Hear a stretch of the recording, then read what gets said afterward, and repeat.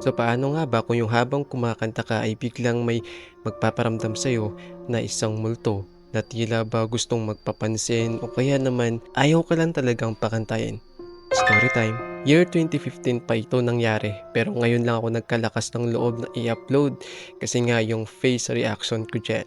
Hanggang ngayon palaisipan pa rin sa akin kung sino or ano yung nagparamdam sa akin. So panoorin natin yung video kung ano nga ba yung nagparamdam.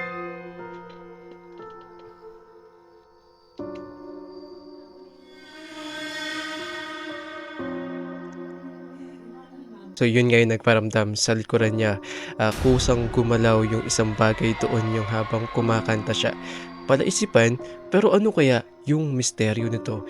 Ayaw ba siyang pakantahin ng kung sino mang multo na nandun sa kanila? Ako, personally, naranasan ko na rin to nung bata ko.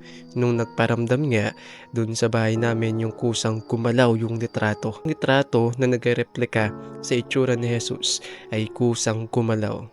Nakita pa nga yun ng papa ko, sabi niya, bakit gumagalaw yung litrato ni Jesus? Pero, yeah, medyo creepy lang yun pero after a month 'no, nung makita yun ng papa ko nung sinabi niya na bakit gumagalaw yung litrato ni Jesus, ayun nga namatay siya. Dahil naman sa aksidente at sa sakit. Pero yun nga, medyo creepy lang na sa mga tahanan natin ay merong mga kapapalaghan na nangyayari.